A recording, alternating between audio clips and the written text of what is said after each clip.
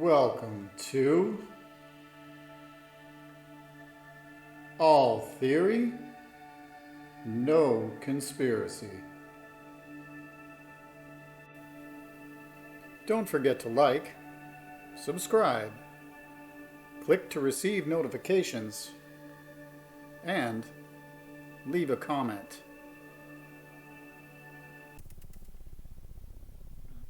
This video presents the possibility that what we call aliens may not travel from distant galaxies in UFOs to visit the Earth, but that they are an ancient race that are from this planet.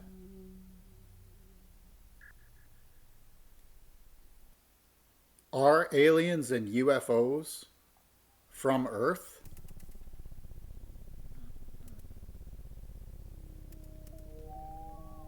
I have been interested in the topic of UFOs since I was very young. I have read many books on the subject and have watched many documentaries. I have spoken to people who have seen them, and I inadvertently photographed a UFO over Grouse Mountain in Vancouver, BC, on a trip there in 2014. One of the things I wondered about these visitors has always been, why would they travel from light years away to visit Earth from other galaxies? And the answer I eventually came up with is, they don't do that. They are from Earth.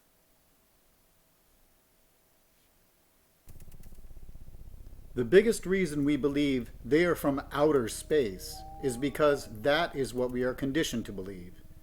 It is how the media and military explains their presence, with the idea being, they are far too advanced to be from here. It seems we either choose to believe they are an extraterrestrial intelligence, or that they do not exist at all.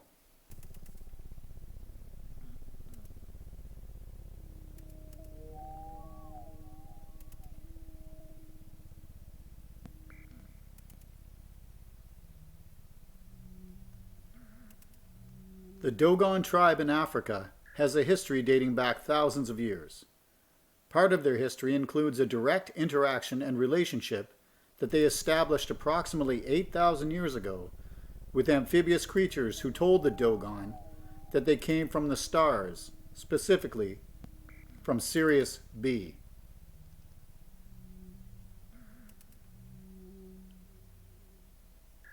Sirius B is a smaller star found near Sirius A, the dog star, which is the brightest star in the night sky. We did not know about Sirius B, aka the Pup, until January 31st, 1862, when it was discovered by astronomer and telescope maker Alvin Graham Clark.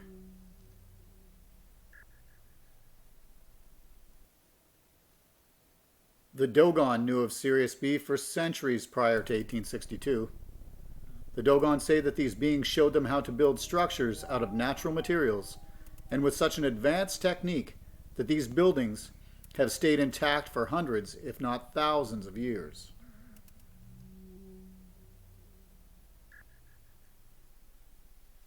The Dogon perform ceremonies where they wear masks that represent these beings and perform ritual dances in their honor. Their advancement as a tribe was dependent on this relationship.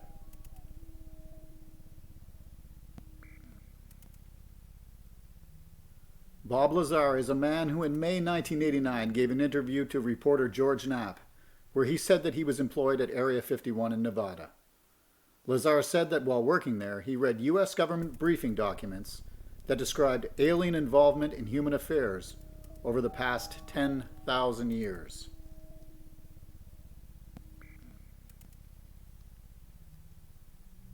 Recently, while appearing on the Joe Rogan podcast, Lazar stated that the specific craft he was trying to reverse engineer at Area 51 was discovered as an archaeological find.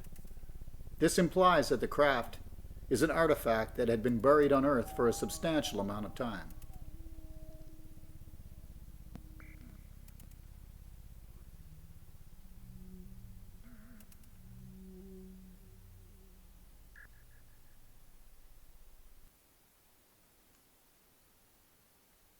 People who have experienced the phenomenon of alien abduction are called abductees.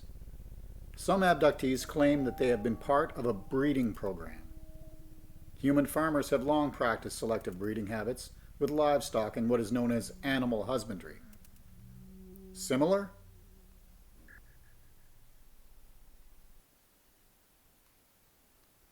Some abductees maintain they were implanted with chips or other devices.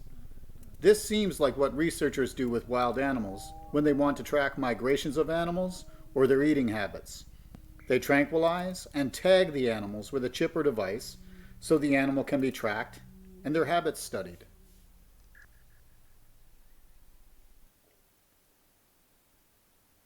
Some abductees claim that they had various body parts probed and examined during an abduction. Is this not essentially what happens when we see a physician or specialist for physical examinations, tests, or surgeries? The characteristics of the abductions seem to imply that we may be seen as a herd.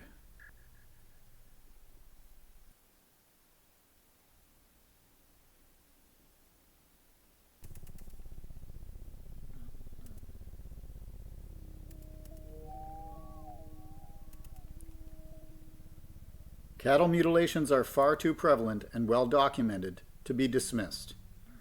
Livestock are somehow taken from grazing areas.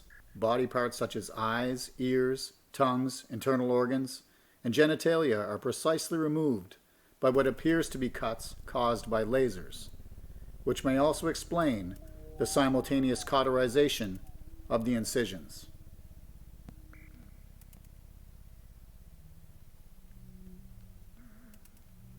The animal carcasses are often placed back near the area where they were taken from, and they are generally found to be drained of blood. The other animals from the herd and natural predators will not go near the carcasses. These mutilation incidents are a worldwide phenomenon, and all reports detail the same criteria.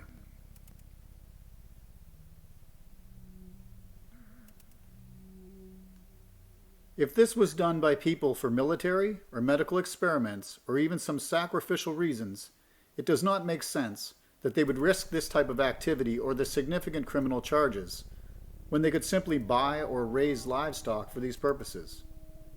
An alien presence that views Earth and all its inhabitants as their eminent domain would not be concerned with the formalities that we adhere to, would they?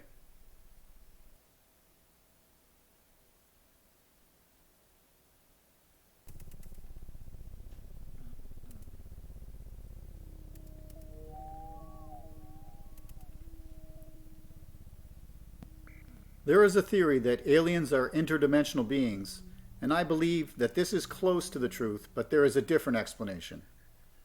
Every living being is composed of energy, of molecules and atoms that vibrate at a distinct frequency.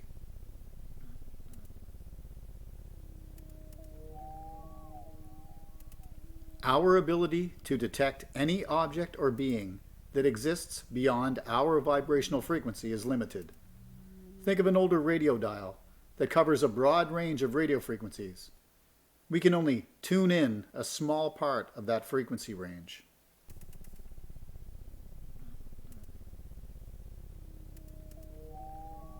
It is possible that aliens are not alien at all, but are an ancient race that have existed on Earth for many thousands of years and exist just beyond our range of detection, where they manipulate us and other species with impunity.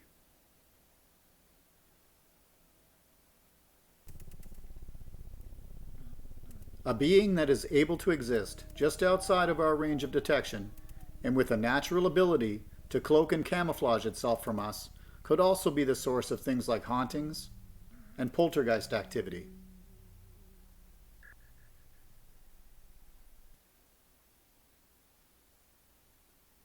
They seem to be very interested in human affairs, given the phenomena that we attribute to them. The reason for their interest may be that they have steered our evolution and our development as a species and may have taken part in our creation.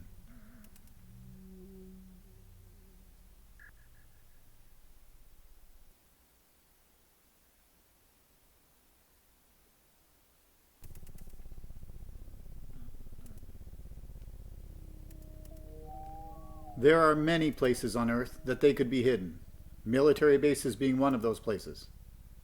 There are also plenty of land tracts and facilities that are secured and off limits to us, where they could be based, and there are numerous areas protected by no-fly zones.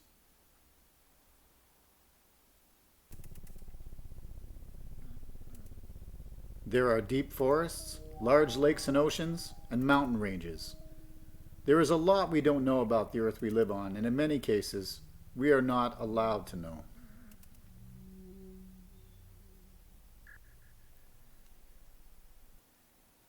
They would need to be involved with a select group of humans who are sworn to secrecy and that lead the misinformation program for the cover-up of the existence of this ancient race.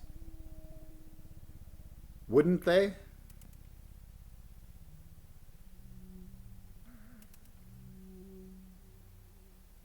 There will be links to YouTube videos and an article relating to the information presented in this video in the description below this video.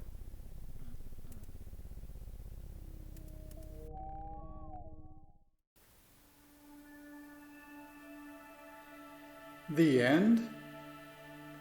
Stay tuned for more content from All Theory, No Conspiracy. Thank you for watching.